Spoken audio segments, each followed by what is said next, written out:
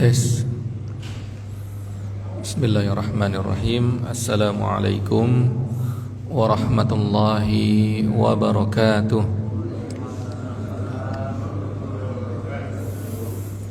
Alhamdulillah hamdan katsiran tayyiban mubarakan fih.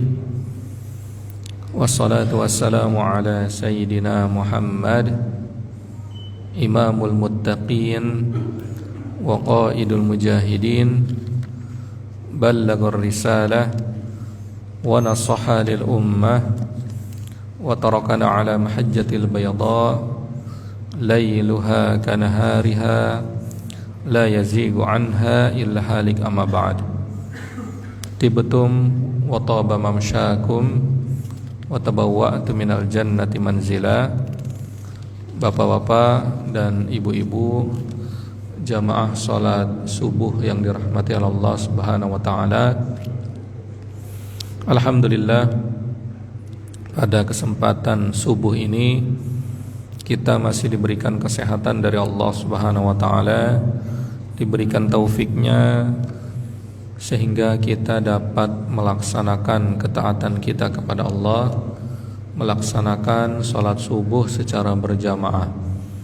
Salawat serta salam kita haturkan kepada baginda besar Nabi Muhammad sallallahu alaihi wasallam, yang mana beliaulah yang telah berjuang dengan para sahabat membawa risalah Islam ini, sehingga kita pada saat ini dapat menikmati indahnya risalah Islam itu sendiri. Bapak dan ibu-ibu, kembali kita melanjutkan kajian kitab dari Madarijus Salikin, ya. Pada pertemuan sebelumnya bulan lalu kita sudah membahas tema berkaitan dengan babut taubah, bab atau pintu taubat, ya. Nah, ini momentumnya pas di bulan suci Ramadan, ya, yang tentunya 10 malam pertama adalah rahmatnya Allah, 10 malam kedua maghfirah, dan 10 malam ketiga itu adalah itkum minan nar, dibebaskan dari api neraka. Nah, bab taubat ini sebenarnya watubu ilallahi jami'an ayyuhal mu'minun, ya. Bertaubatlah kalian semua, ya, hai orang-orang yang beriman. Dari sini kita menangkap bahwa orang yang beriman pun diarahkan untuk bertaubat, ya. Taubat itu gara-gara apa kira-kira? Kenapa harus bertaubat? Banyak dosa, ya, atau punya dosa, ya. Berarti orang beriman pun dia pasti punya dosa, ya. Tidak ada tuh orang beriman yang suci, ya, dalam artian tidak pernah melakukan dosa. Yang tidak pernah melakukan dosa itu hanya siapa? Satu orang. Siapa itu? Rasulullah, ya. Makanya Rasulullah al-ma'sum, dijaga untuk tidak bermaksiat kepada Allah. Adapun nabi-nabi yang lain itu pun tidak maksum, ya. Pendapat yang lebih kuat itu adalah tidak maksum. Tapi kalau Rasulullah, ya, itu disepakati bahwa Rasulullah memang tidak pernah melakukan dosa, ya, dari kecil sampai beliau wafat, ya. Tapi kalau kita umatnya daripada Rasulullah pasti melakukan dosa, ya. Kira-kira di sini ada nggak yang nggak pernah melakukan dosa? Oh, saya Ustadz, nah, mustahil, ya. Berarti ada intel, ya. Intel dari malaikat, ya. Karena yang nggak pernah melakukan dosa siapa? Malaikat, ya. Nah, tema taubat ini, taubat yang seharusnya kita lakukan 3 hal, ya. Jadi semakin bisa atau semakin sering bertaubat, semakin dia bertambah keimanan dan ketakwaan dia kepada Allah Subhanahu wa taala. Nah, ini penyakit kita sebenarnya. Kita merasa sudah soleh. Nah, ini, ya. merasa sudah soleh saja, ya tidak dosa semuanya, celah ya. Pertama ya ketika ada tahapan-tahapan capaian ibadah, kita bersyukur itu harusnya. Tapi kalau ada rasa ujub ya yang berefek kepada seakan-akan kita tidak punya dosa, nah ini yang bahaya. Nah, saya katakan misalnya tiap hari ke masjid, baca Quran, lingkungannya baik ya, tapi ada rasa ujub seakan-akan tidak pernah atau tidak ada dosa dalam diri dia, nah ini juga suatu kesalahan ya. Orang yang beriman, orang yang bertakwa, orang yang soleh pasti selalu merasa banyak dosa. Nah ini ya pasti ya. Tapi kalau ada orang yang merasa sedikit dosanya, bahkan merasa tidak punya dosa, nah itu dua saja. Kalau enggak orang bodoh, orang munafik ya. Apa tadi? Merasa dosanya sedikit atau tidak punya dosa. Kalau enggak orang yang bodoh ya, atau orang munafik. Orang beriman, orang bertakwa ya, sesoleh apapun dia, sebanyak apapun capaian ibadah dia, pasti dia selalu merasa banyak dosa ya. Nah ini evaluasi bagi kita nih ya. Kalau dalam hati kita ada perasaan kita tidak punya dosa, banyak-banyak istighfar. Itu dari setan ya. Jadi semakin soleh seseorang, pasti dia akan selalu merasa banyak dosa ya. Kok bisa Ustaz? Ya, bisa jadi anggaplah orang beriman tersebut minim melakukan dosa. Nah ini ya, jawabannya ini ya. Jadi orang beriman itu selalu membesar-besarkan kesalahan pribadi. Nah, itu yang menjadi kunci. Kenapa orang beriman itu selalu merasa apa tadi? Dosanya besar, dosanya banyak. Udah banyak, udah besar lagi ya. Padahal ya, bisa jadi di kalangan orang-orang awam ya, itu bukan suatu dosa ya. Misalnya nih ya, terlambat sholat jamaah, kira-kira bagi kita, ya bagi kita nih, dosa nggak? Biasa aja Ustaz, tiap hari juga saya masbuk Ustaz ya. Tapi kalau bagi orang yang keimanannya advance, ketakwaannya tinggi, kesalahan kecil itu biasanya dibesar-besarkan oleh orang tersebut ya. Yang kecil aja dibesar-besarin, apalagi yang gede. Yang gede misalnya apa? Zina atau harta. Nah ini larinya kepada konsep warok ya. Harta yang gak jelas, gak mau dia ya, orang beriman, orang bertakwa ya. Oleh karena itu orang yang beriman dan bertakwa selalu diarahkan watubu ilallahi jami'an ayyuhal mu'minun ya. Walaupun sudah beriman, taubatlah kalian. Taubat dari apa? Dari dosa-dosa kecil, dari hati saja. Terkadang kan ada bisikan merasa paling soleh, merasa paling benar, merasa paling mendapatkan surga. Itu bagi orang yang beriman dan bertakwa itu sebuah kesalahan ya, suatu kesombongan ya. Jadi dia selalu bertobat. Oleh karena itu 3 hal untuk agar kita mendapatkan taubatnya orang-orang yang beriman dan bertakwa. Yang pertama adalah ta'zimul jinayah. Ta'zim itu membesarkan, jinayah kesalahan ya. Jadi tadi yang saya sampaikan, yang kecil-kecil tadi, terlambat sholat jamaah. Kalau yang lain misalnya sholat misalnya sholat subuh nggak di masjid, apalagi ya. Ini makanya ada dalam ungkapan hasanatul abrar sayyiatul muqarrabin, ya.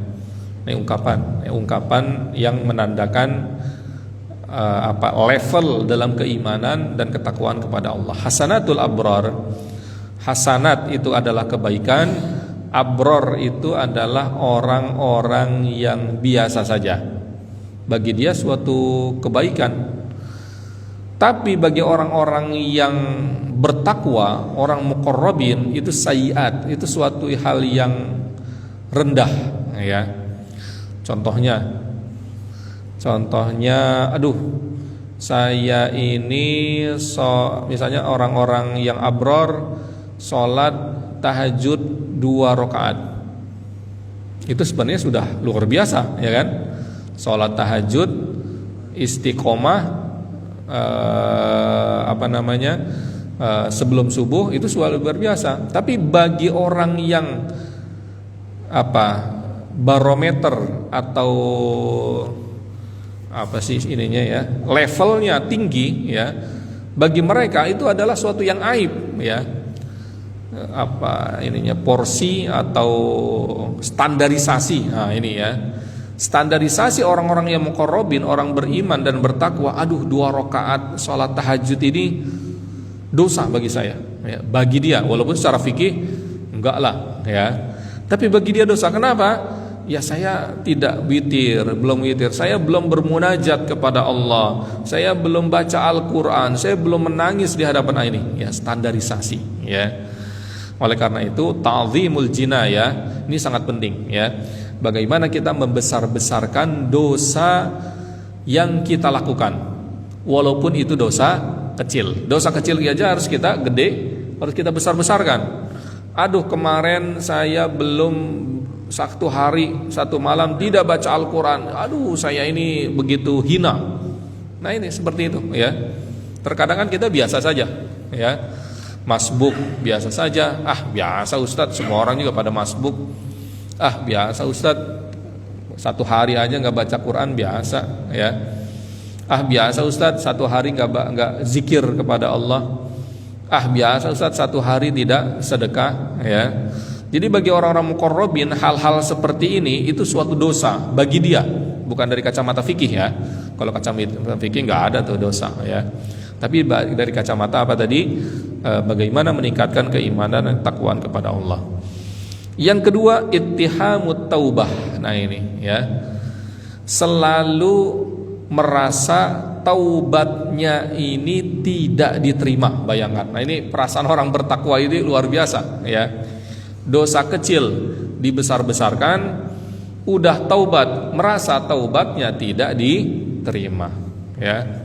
Ini saya katakan ciri orang bertakwa. Terkadang kita, ya anggaplah kita awam semua nih di sini, ya. Kalau kita sudah istighfar, ini seakan-akan taubat kita diterima, ya. Terlalu pedenya kita, ya. Nah, justru orang bertakwa yang advance, dia merasa taubatnya, ya Allah, nih jangan-jangan taubat saya tidak diterima. Akhirnya apa? Dia taubat lagi.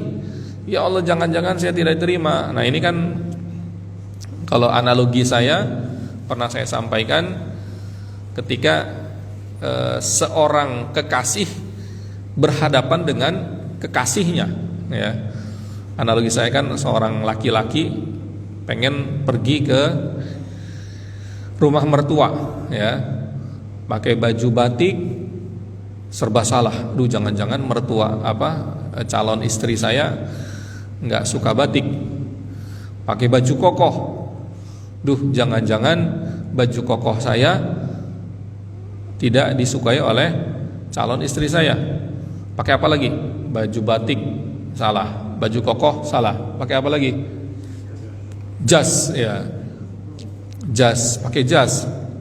Jangan-jangan si fulanah nggak suka jas. Nah, kenapa si laki-laki tersebut kikuk, ya?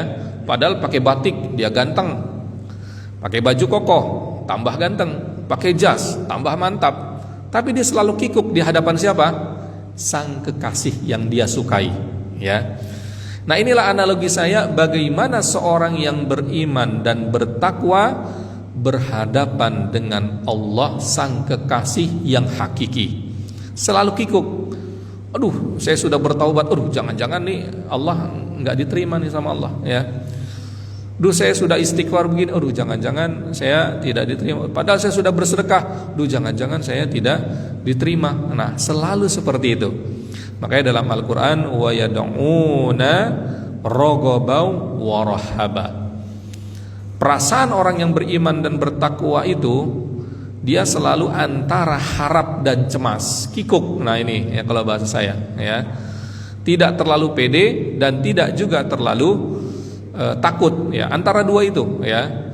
Wa yad'una raghaban wa rahaba. Jadi ittihamut taubah itu artinya ketika dia bertaubat, dia merasa taubatnya itu tidak diterima oleh Allah Subhanahu wa taala. Jadi bayangkan dia bergelut, ya, sibuk sendiri dalam hati dia, tapi sibuknya dengan siapa? Dengan Allah, ya. Aduh ya Allah, jangan-jangan kemarin saya taubat nggak diterima, ya Allah ampun, ya. Jadi terus, ya, orang-orang seperti ini saya katakan walinya Allah, ya. Ala inna awliya Allahi la khaufun alaihim wa lahum yahzanun. Jadi wali Allah itu adalah tidak takut, tidak sedih kepada siapa? Kepada selain Allah, ya. Kepada manusia nggak ada tuh kata sedih, ya. Jadi sedihnya itu kepada Allah saja, takutnya kepada Allah saja. Kepada selain Allah, mau monster, mau apa segede apapun dilawan sama orang kayak gini, ya. Yang ketiga adalah wa talabu a'dzaril khaliqah, ya, dan meminta uzur, ya Allah, maaf, ya, saya salah, ya. Nabi Yunus alaihissalam, ya, ketika mempunyai kesalahan tertentu, meninggalkan dakwah umatnya sehingga dihukum oleh Allah Subhanahu wa taala, ditelan oleh ikan gede, ya, nggak tahu ikan paus atau ikan apa, ikan gede, ya. Ya. La ilaha illa anta subhanaka inni kuntu minadh dhalimin. Ya Allah, tiada Tuhan selain Engkau. Ini sesungguhnya saya kuntu minadh dhalimin, termasuk orang yang zalim. Ampun ya Allah, ya.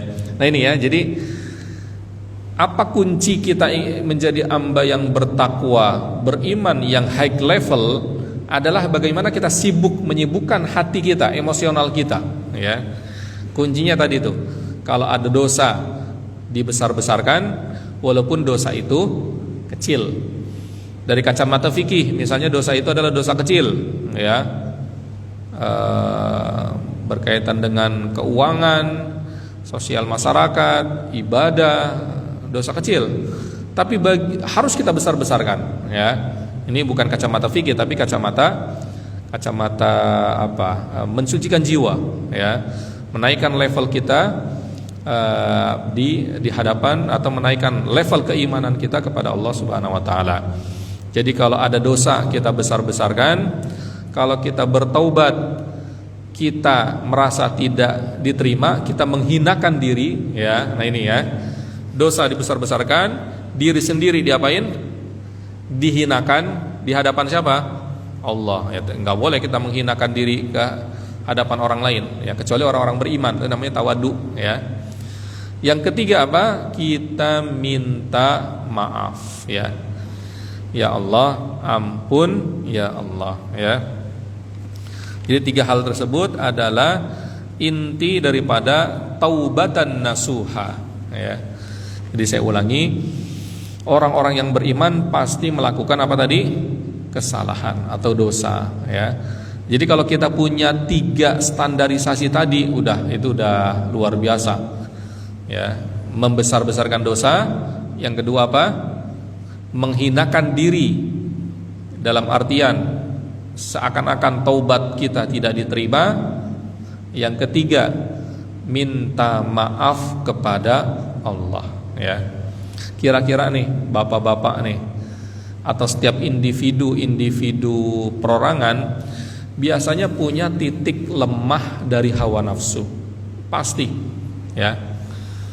Bapak fulan, Bapak A, jabatan, itu kuat dia. Apalagi harta, kuat. Tapi kalau digoda wanita, lemah dia, ya. Atau ada juga yang lain, digoda wanita dia bisa kuat, digoda harta dia kuat, digoda jabatan nggak kuat, ya. Jadi setiap individu itu pasti punya titik lemah, ya. Nah, kenapa ada titik lemah tersebut? Ya supaya kita melakukan kesalahan, intinya seperti itu, ya. Kenapa ada titik lemah dalam diri kita pribadi? Ya supaya ini hikmah tersendiri, ya, walaupun tidak menjadi alasan kita selalu melakukan dosa, tidak, ya. Hikmah secara umum, ya supaya manusia melakukan dosa.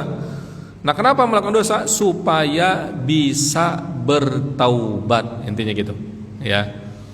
Justru dalam hadis yang lain, kalau sekiranya ada hamba yang dia soleh terus, nggak pernah melakukan dosa, ya, tetapi ada hamba yang lain dia melakukan dosa dan dia selalu bertaubat, Allah lebih menyukai hamba yang tergelincir dan dia selalu bertaubat, ya.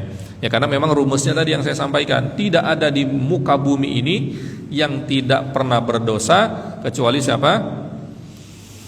Rasulullah sallallahu alaihi wasallam. Fi talabi a'dzaril khaliq ma baina mahmud wa madhmum. Nah, ini penjelasan yang saya sampaikan.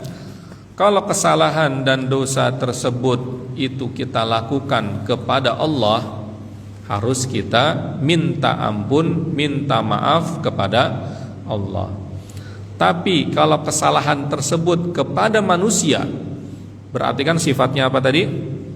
Zulum atau zalim, ya, zalim, ya. Dosa kepada manusia kan bisa karena finansial, karena interaksi sosial, fisik misalnya, atau verbal, ya. Nah, ini dua, ya. Pertama minta ampun kepada Allah, yang kedua minta maaf untuk dihalalkan kepada manusia tersebut, ya. Kalau misalnya kita pernah ngambil uang orang 10.000, apakah taubat kepada Allah selesai urusan? Enggak. Balikin dulu 10.000-nya kepada siapa? Orang yang kita ambil haknya, ya. Enak enggak para koruptor kalau dia habis korupsi 5 triliun, taubat kepada Allah, baca istighfar 1000 kali, habis dosanya? Enak enggak? Enak. 5 triliun, ya. Jadi ya konsekuensinya balikin dulu 5 triliunnya, ya. Taubat juga kepada Allah. Kalau dengan istighfar saja, ketika dia melakukan dosa secara muamalah basyariah atau interaksi secara manusia kepada manusia, ya enak banget, ya. Jadi konsekuensinya kalau kesalahan itu kepada manusia atau makhluk, harus dikembalikan haknya dahulu, juga kita bertobat kepada Allah dan minta maaf, ya. Lalu yang selanjutnya pembahasan di sini adalah fi sayri fi biharil qadar. Nah, ini, ya. Terkadang orang yang melakukan dosa itu dia menyerah, ya, atau dia berputus asa, pesimis, ya. Aduh, saya ini sudah banyak dosa. Saya sudah banyak berzina, saya sudah banyak membunuh, saya sudah banyak mengedarkan narkoba, saya sudah banyak ini, kayaknya udah sulit untuk kembali, ya. Nah, tipikal-tipikal seperti ini, ya, itu harus memang ada unsur eksternal yang menguatkan, ya. Bahkan dalam Al-Qur'an, ya ibadiyalladzina asrafu ala anfusihim la taqnatu mir rauhillah. Hai hamba Allah yang melampaui batas, jangan kamu pesimis terhadap rahmat Allah Subhanahu wa taala. Jadi intinya di sini Allah ingin mengarahkan bahwa sebanyak apapun dosa kita, Seandainya dosanya sebanyak lautan, air di lautan, sebanyak pasir di ini, Allah akan mengampuni seluruh dosa-dosa kita, ya.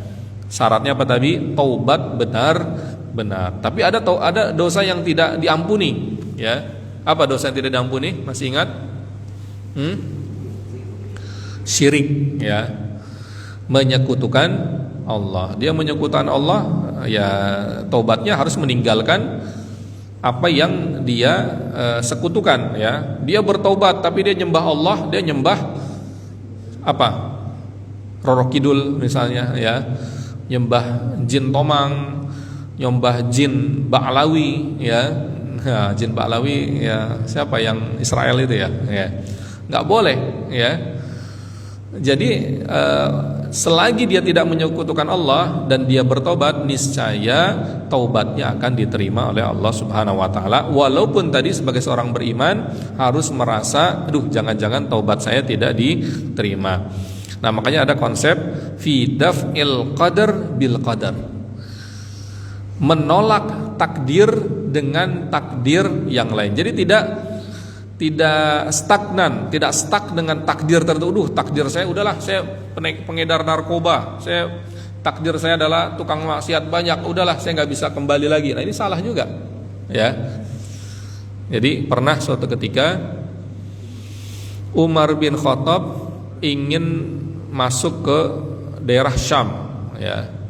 Nah, di Syam tersebut sedang ada penyakit wabah menular, taun, ya. Lalu di situ sahabat ada yang bertanya kepada Umar bin Khattab, "Kamu lari wahai khalifah dari takdir Allah," ya. Nah, ini pemahaman sahabat yang setelah kejadian tersebut dibenarkan oleh ungkapan atau ekspresi daripada Umar bin Khattab, ya. Kamu lari daripada takdir Allah, hai Umar bin Khattab, maksudnya lari daripada wabah, ya. Apa jawaban Umar bin Khattab?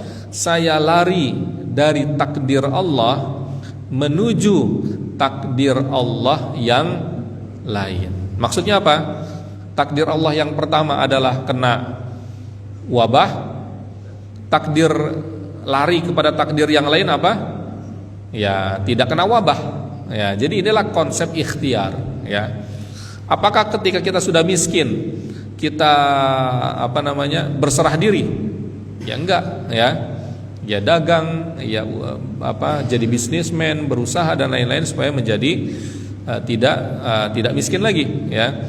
Apakah ketika kita bodoh kita tidak berikhtiar untuk menghilangkan kebodohan kita? Ya enggak, ya. Jadi inilah konsep apa tadi? Fi daf'il qadri bil qadar. Ya, jadi harus membenarkan atau membaikan takdir kita di masa depan. Asraru haqiqati taubah salasa.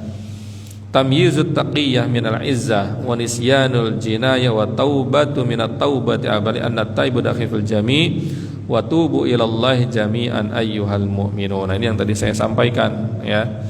Jadi bahwa setiap orang beriman pasti melakukan kesalahan yang tentunya dengan kesalahan yang membedakan antara tipikal orang yang beriman dengan orang munafik. Orang beriman selalu membesar-besarkan dosa. Tapi orang munafik bukan hanya saja tidak membesar-besarkan dosa, bahkan tidak menganggap itu sebuah dosa. Masbuk, apaan itu? Biasa aja, bukan dosa itu, ya. Atau bahkan lebih parah lagi, ya. Misalnya pacaran itu lawan jenis, biasa aja semuanya melakukan. Miras, biasa aja semuanya melakukan, itu bukan suatu dosa. Korupsi, ya. Jadi standarisasi orang-orang munafik ahli maksiat itu standarisasi orang-orang, ya, yang sudah dibisikin oleh wa zayyana lahumus syaitanu a'malahum. Jadi setan itu menghiasi apa yang dilakukan oleh ahli maksiat atau orang munafik bahwa yang mereka lakukan adalah suatu kebenaran, ya. Jadi persepsi itu terkadang dibisiki oleh setan, ya, lalu diekspresikan oleh orang-orang tertentu. Orang munafik menganggap sebuah kemaksiatan adalah suatu hal yang biasa, ya. Makanya pada zaman sekarang terkadang konsep yang benar menjadi apa? Salah, yang salah bisa menjadi benar. Ya, itu wa zayyana lahumus syaitan, ya. Para pejuang di Palestina, bagi Trump sama Netanyahu, mereka teroris atau pahlawan? Teroris, ya. Bagi yang di Indonesia itu siapa? Abu Janda, dan yang perempuan itu saya lupa saya. Munich ya namanya. Munich ya. Kira-kira Hamas itu teroris atau pahlawan? Teroris. Bagi tuh Hamas tuh melakukan teror 7 Oktober. Ya, ini ya. Jadi bagaimana persepsi itu sudah diikat oleh setan atau oleh iblis itu sendiri, ya. Lataifu asri taubah salasah. Nah ini ya. Jadi unsur-unsur yang tersembunyi dari konsep taubat itu ada 3 juga. Kalau tadi menguatkan taubat kita agar menjadi hamba Allah yang beriman dan bertakwa. Kalau di sini rahasia daripada taubat itu di sini yang pertama awwaluha ayyandura ilal jinayah wal qadiyah faya'rifu muradallahi ta'ala fiha. Idza khallaka wa ityana fa innal azza inna ma yukhallal abda wa dzamba li ajri ma'nain. Ahaduhuma ay ya'rifa izzatahu fi qada'ihi wa birru fi sitrihi. Nah ini ya. Rahasia daripada konsep taubat ya. Jadi yang pertama adalah bahwa setiap hamba pasti melakukan kesalahan, tapi dari kesalahan tersebut di situ ada unsur keagungan Allah Subhanahu wa taala. Yang pertama, keagungan tersebut bahwa Allah Subhanahu wa taala menutupi aib, kesalahan dan dosa-dosa kita, ya. Nah, ini keagungan Allah salah satunya, ya. Seandainya di luar sana ada yang berzina, ada yang miras, atau ada pun kemaksiatan yang lainnya, ketahuan nggak sama kita kalau dia tidak cerita? Nggak ketahuan. Kenapa nggak ketahuan? Itu yang dinamakan satrullah, ya. Allah menutup aib orang-orang. Bapak-bapak di sini, ya, atau kita semua, kalau misalnya habis maksiat, ketahuan nggak sama orang? Nggak ketahuan. Kenapa? Allah menutup aib-aib kita, ya. Karena Allah menutup aib-aib kita, ya berarti kita jangan membuka aib sendiri, tapi bukalah aib kita di hadapan siapa? Allah. Karena Allah yang kita nggak buka saja, Allah tahu nggak kita maksiat? Tahu, ya. Tapi kalau kepada sesama manusia jangan, nggak boleh, ya.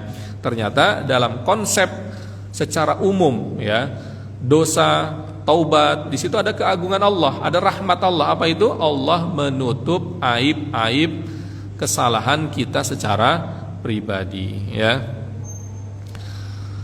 Wa qarama fi qabulil udhri minhu wa fadli fi maghfirati. Yang selanjutnya adalah dari kesekian dosa-dosa kita, ketika kita melakukan taubat secara baik, di situ ada keagungan yang lain, Allah menerima taubat kita. Walaupun tadi kita di belakang harus merasa taubat kita tidak diterima, itu sebenarnya untuk menaikkan standarisasi kita, ya.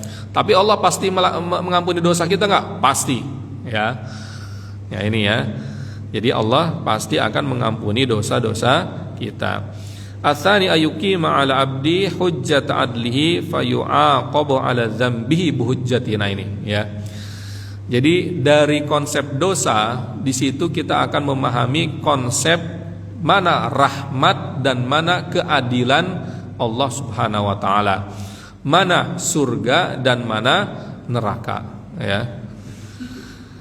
Nah, konsep keadilan dulu. Kalau misalnya di dunia ini ada yang selalu berlaku zalim, orang Israel membunuh anak-anak Palestina, ya. Kalau tidak ada konsekuensi di akhirat, Allah adil nggak? Nggak adil, ya. Karena Allah adil, orang yang zalim di muka bumi ini, ya, orang yang membunuh dan dia tidak taubat, orang yang menghancurkan tapi dia tidak bertaubat, ada konsekuensinya di akhirat? Ada, ya. Apa konsekuensinya? Ya masuk neraka, ya. Jadi neraka, wujud atau keberadaan neraka tersebut adalah menguatkan sifat Allah Subhanahu wa taala, menguatkan keadilan Allah Subhanahu wa taala, ya. Nah, berkaitan dengan rahmat Allah, ada enggak orang yang berdosa, banyak dosanya, tapi dia bertaubat dan diterima taubatnya oleh Allah Subhanahu wa taala? Ya, banyak cerita-cerita. Kalau dalam hadis yang masyhur, ada yang sudah membunuh 99 orang, dilengkapi 100 orang, tapi dia taubat, ya, padahal belum melakukan amalan-amalan ibadah yang lainnya, hanya sekedar mengkondisikan hati dia menyesal, masuk surga enggak? Masuk surga. Inilah yang dinamakan rahmatnya Allah Subhanahu wa taala, ya. Jadi dari konsep taubat ini, di situ ada makna daripada keadilan Allah Subhanahu wa taala. Kira-kira dunia ini adil enggak? Saya tidak berbicara tentang Allah, ya. Dunia ini tidak adil, ya. Orang Israel membunuh, menghancurkan gedung, tapi ada konsekuensi hukuman enggak buat mereka? Tidak ada, ya. Berarti tidak adil bumi negara-negara ini, ya. Atau anggaplah anak kita ketika dia melakukan kezaliman, bandel kepada adiknya, ya, adiknya misalnya dipukul, adiknya diambil uangnya, ya. Nah, tentunya kalau tidak ada hukuman, apakah adil? Nah, ini tidak adil berarti orang tuanya. Ya minimal diomelin, ya. Jangan ambil uang adiknya, jangan dibeginikan, ya. Nah, ketika didiamkan saja, berarti orang tuanya lebih sayang kepada yang zalim tadi. Nah, ini tidak adil, ya. Nah, inilah analogi saya bahwa dari konsep kesalahan kita sebagai seorang hamba, lalu konsep taubat itu ada dua. Yang pertama mengarah kepada rahmatnya Allah, yang kedua mengarah kepada keadilan Allah Subhanahu wa taala. Rahmatnya Allah artinya apa? Ketika sudah mengampuni dosa-dosa orang yang bertaubat, ketika Allah menutup dosa-dosa atau aib, merahasiakan orang yang berdosa tadi. Adapun keadilan Allah Subhanahu wa taala, ketika si hamba tersebut tidak bertaubat, ada konsekuensinya di negeri akhirat. Terakhir ini sebelum kita tanya jawab, ya. Faslun fi farhillahi bi taubatit taib. Nah, ini, ya. Jadi Allah Subhanahu wa taala sangat senang, ya, dengan taubatnya orang-orang yang bertaubat. Ini kalau ada dua pilihan, ya. Jadi ini memang ada hadisnya, ya. Orang yang tidak pernah melakukan dosa sehingga dia tidak bertaubat. Tapi ada orang yang melakukan dosa, dia selalu bertobat. Mana yang Allah lebih sukai? Yang Allah lebih sukai adalah yang kedua, ya.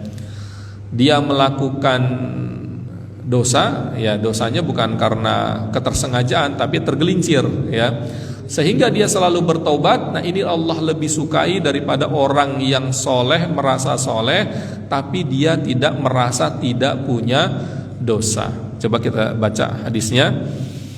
Nah, ini hadis Anas bin Malik radhiyallahu anhu, qala Rasulullah, Allahi afrahu bitaubati abdihi na yatubu ilaihi min ahadikum kan ala rahilatin bi ardi falatin fanfalatat minhu wa alaiha ta'amuhu wa syarabuhu fa aisa minha fa ata syajaratan fattaja fi dhilliha qad aisa min rahilatihi fa bainama huwa kadzalika idza huwa biha qa'imatan indahu fa akhadha bi khitamiha thumma qala min shiddatil farah Allahumma anta 'abdi wa ana rabbuka akhta'a min shiddatil farah. Nah, ini hadis daripada Rasulullah, diriwayatkan oleh Imam Bukhari, ya. Jadi Allah Subhanahu wa taala sangat senang. Nah, ini saya katakan sangat senang ketika mendapati seorang hambanya yang bertaubat kepada Allah, yang rasa senangnya ini lebih daripada, nah ini jadi Rasulullah dengan perbandingan. Ada orang yang di padang pasir naik onta, ya. Di onta tersebut ada airnya, ada makanannya, Nah, ontanya hilang, ya, di padang pasir loh ya. Ini karena bapak-bapak atau kita belum pernah tinggal padang pasir atau di mana ya, di hutan lah ya, atau nanti kapan-kapan nyasar di padang pasir lah biar ngerasain ya. Di padang pasir, di ontanya tersebut ada air, ada perbekalan, ontanya hilang. Jadi dia sendiri di padang pasir, kepanasan dan lain-lain, dia cari-cari kemana, udah urusannya nyawa ya. Karena dia bisa dehidrasi, bisa mati ya. Ya anggaplah nggak megang HP, nggak megang apa-apa zaman dahulu ya. Ini analogi dari Rasulullah. Jadi ada pohon, akhirnya dia selonjoran. Aduh, dia udah pasrah, meninggal ya, pasrah wafat, udah air nggak ada, makanan nggak ada. Akan tetapi ya, ketika fabaina ma huwa kadzalika idza huwa biha qa'imatun indau. Tapi ketika dia lagi selonjoran nih, kemana unta saya nih ya, tahu-tahu ya lagi udah bener-bener haus ya, udah bener-bener lapar, udah seakan-akan meninggal, tahu-tahu untanya ada di depannya. Kenapa ada di depannya? Ya di situ kan ada air, persediaan dia, ada makanan dia. Nah, senang nggak orang tersebut? Senang banget karena urusan nyawa ya. Dan analogi daripada Rasulullah, Allah lebih senang daripada kesenangan orang yang hilang unta di padang pasir tersebut. Ketika apa?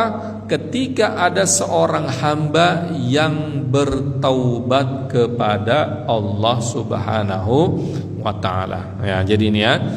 Jadi faslun fi farhillahi bitaubatit taib.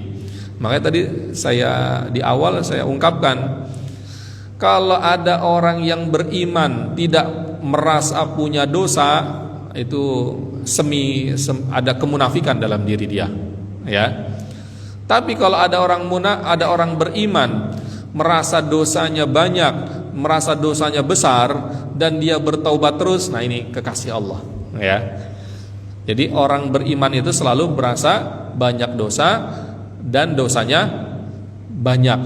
Tapi kalau orang munafik ahli maksiat merasa tidak punya dosa. Ya, karena apa ini hadis ini ya?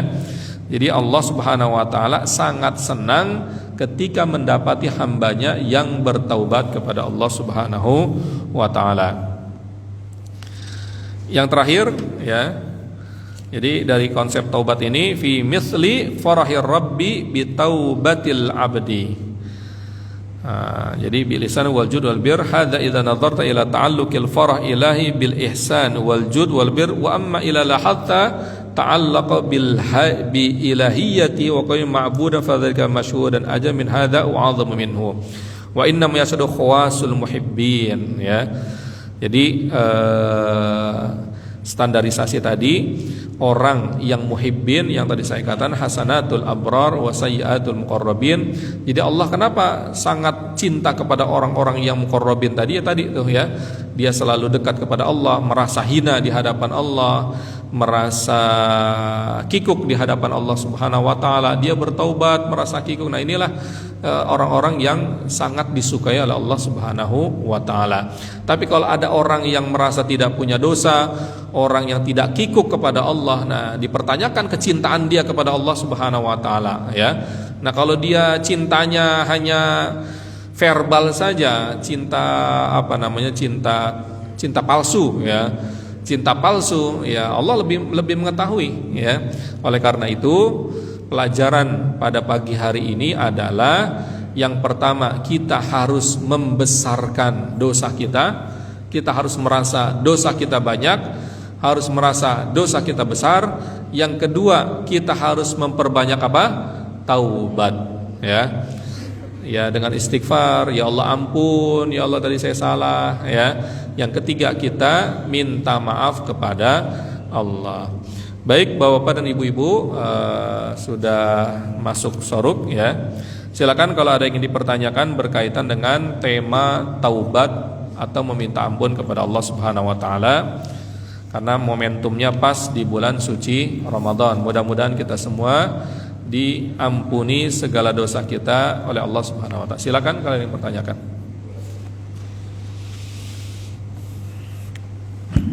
Baik, ibu-ibu tidak ada? Assalamualaikum. Oh, ada ya, silakan. Ustaz, ini di luar tema, tapi tentang iman yang tak iman. Ini sudah Hujurat Ustaz ayat 14 dan 15. Yang orang Badui itu mengaku saya sudah beriman gitu kan. Katanya jaga kita beriman, tapi hanya buat Islam kamu untuk beriman. Ayat berikutnya, kalau beriman itu di situ dikatakan kamu orang mukmin yang mana pada Allah, Rasul dan tidak laku dan berpihak kepada dalam hati kita dan jiwanya. Inilah orang yang benar. Itu menikmati Islam. Aku nggak ngerti apakah ini benar dalam imannya itu. Kayak saya Ustaz. Realita di ini itu kan di umum ya Ustaz. Kita selalu lalu untuk bersedekah, beribadah sekarang begini. Walaupun sudah menjanjikan sedekah itu tidak akan berkurang, hadisnya Allah dengan 7 kali lipat. Tapi kenapa ya untuk sedekah itu kenapa nih? Untuk ini dulu. Jadi ragu gitu. Apakah itu dimaksud dengan ayat ini? Kalau kita tuju iman kita tuh hanya belum masuk dalam hati kita gitu, kalau bisa aja. Jadi keraguan kita dalam ketaatan pada Allah itu masih ragu gitu kan. Untuk kita ibadah untuk hubungan Allah mungkin ya sholatnya besar lima waktu, tapi untuk sholat untuk hubungan asnya ya itu kita masih ragu untuk bermuamalah kepada Allah ya teman-teman. Itu apa yang sebenarnya kadang-kadang sifat manusia itu sudah kita hanya manusia seperti itu gitu. Karena dalam Quran ada sampai bahwa manusia itu bersama gigir gitu. Itu kalau bagaimana iman yang sebenarnya sudah ada dari diri kita yang tenaga bagi kita. Waalaikumsalam warahmatullahi. Jadi ini dalam surat Al-Hujurat ya, walakin qulu aslamna ya. Jadi ketika ada orang Baduy yang mengatakan qalu amanna, la taqulu amanna walakin qulu aslamna. Jangan kalian katakan kalian sudah beriman, tapi katakanlah kalian sudah menjadi orang yang Islam ya. Di sini lebih mengarah kepada harus merendahkan diri, tawadu kepada Allah Subhanahu wa taala yang tadi saya sampaikan tadi ya. Bahkan suatu ketika seorang Ali bin Abi Thalib ya. Siapa sih sahabat ring satunya Rasulullah yang punya kelebihan luar biasa kesolehannya? Abu Bakar ya, Umar bin Khattab ya, Utsman juga ya. Terus ditanya sama sahabatnya, "Ente gimana Ali?" Nah, ini yang berbicara Ali bin Abi Thalib ya. Kalau ente gimana Ali? Saya mah abdun min ibadillah. Saya ini hamba Allah yang biasa. Nah, ini bentuk ketawaduan ya. Pada seorang Ali bin Abi Thalib juga mempunyai kelebihan yang tidak dimiliki oleh sahabat-sahabat yang lain ya. Nah, ini bentuk ketawaduan. Nah, berarti ayat ini memang diarahkan kita untuk selalu tawadu, bahkan menghinakan diri di hadapan Allah Subhanahu wa taala. Jadi jangan kita mengatakan kepada Allah, "Ya Allah, saya ini sudah beriman nih ya. Ya Allah, saya ini sudah takwa saya sudah tinggi nih ya." Tapi katakanlah kepada Allah, "Ya Allah, saya ini munafik. Ya Allah, saya ini tukang maksiat." Ini kepada Allah ya, bukan kepada manusia ya. Apakah sahabat pernah melakukan itu? Pernah ya. Seorang Abu Bakar ya, ketika bahasa saya kajian sama Rasulullah, seakan-akan surga itu neraka di depan mata. Tapi ketika pulang ke rumah, kumpul sama keluarga, nuansa tersebut hilang. Ya, jadi Hanzalah itu merasakan hal yang sama. Jadi datang kepada saya juga sama. Berarti saya orang munafik, ya. Nafaqa Abu Bakar. Saya ini orang munafik. Jadi di hadapan Allah, beliau seperti itu, ya, sampai menghadap kepada Rasulullah. Lalu ini hadisnya sa'atan fasa'atan. Nah, jadi saya tidak jelaskan secara detail. Intinya seorang Abu Bakar pun mengklaim dirinya adalah seorang apa tadi? Munafik. Tapi kepada diri pribadi, ya, tidak mengatakan kepada orang yang saya ini orang munafik, enggak, ya. Tapi ya Allah, saya ini orang munafik. Nah, ini jadi babnya itu walakin qulu aslamna. Jangan kita terlalu jual mahal diri kita, ya, di hadapan Allah. Ya Allah, saya ini udah bertakwa nih, minta surga dong. Ya. Ya Allah, saya udah beriman nih, saya udah begini. Enggak, ya, tapi kita harus tawadu kepada Allah Subhanahu wa taala. Ya, kita sudah Islam, sudah menyerahkan diri kepada Engkau ya Allah.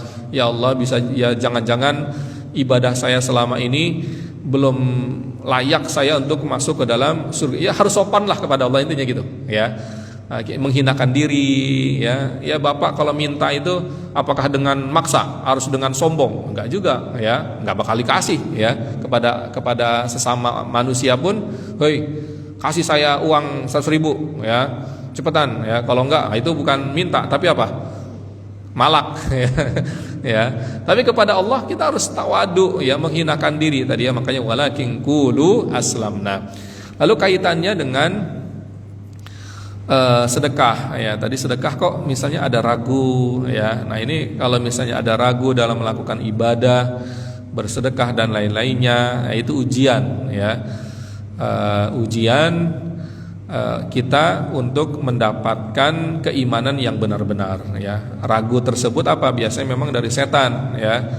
Aduh masih ada kebutuhan ini. Bahkan Rasulullah SAW kalau bersedekah itu seperti rihul mursalah, ya, seperti angin yang berhembus. Jadi analogi daripada Sayyidah Aisyah, angin berhembus itu gimana? Enak saja tangannya itu gimana, ya, kasih ya, sampai dalam riwayat itu Rasulullah nggak ingat sama kemaslahatan pribadi, ya. Kalau kita kan pengen bersedekah ingat maslahat pribadi nggak? Oh ya, pengen sedekah ingat 100 kemaslahatan. Duh, belum beli HP baru nih. Duh, belum beli ini. Nah, ini kita, ya. Tapi Rasulullah sampai ke kemaslahatan pribadi pun itu terlupakan, ya. Sampai seperti itu, ya. Nah, berarti kalau kita ingin bersedekah tapi ini, ya berarti kan itu bisikan daripada setan, ujian, ya bagaimana kita bisa seperti Rasulullah SAW menjadi dermawan yang terkadang tidak mementingkan kemaslahatan pribadi, justru mementingkan kemaslahatan saudaranya sesama mukmin. Begitu juga ibadah-ibadah yang lain, tahajud dan lain-lainnya. Itu mungkin Ibu, ya. Baik, silakan, ada lagi yang lain? Tidak ada, ya. Baik, saya coba simpulkan, ya. Intinya adalah bahwa setiap kita seorang hamba pasti melakukan sebuah kesalahan. Bukan sebuah, banyak kesalahan. Jadi la ya'manu makrallah illal fasikun. Tidak ada yang merasa aman dari makar Allah itu kecuali orang-orang yang fasik, ya. Kalau kita merasa tidak punya dosa, tidak akan diazab oleh Allah Subhanahu wa ta'ala, itu orang fasik, ya. Jadi kalau kita merasa banyak dosa, aduh jangan-jangan saya kena gempa, aduh saya jangan-jangan ini kena meteor nih karena banyak dosa, padahal dia orang yang soleh, ya, itu ciri orang soleh, ya. Tidak merasa aman dari dosa, tidak merasa aman dari azab Allah, itu ciri orang yang soleh. Baik, mudah-mudahan kita termasuk orang yang soleh tersebut. Momentum Ramadan ini mudah-mudahan kita bisa bertaubat taubatan nasuha, kita menangis kepada Allah. Jazakumullah khairan. Kurang lebihnya mohon maaf. Billahi taufiq wal hidayah. Wassalamualaikum warahmatullahi wabarakatuh.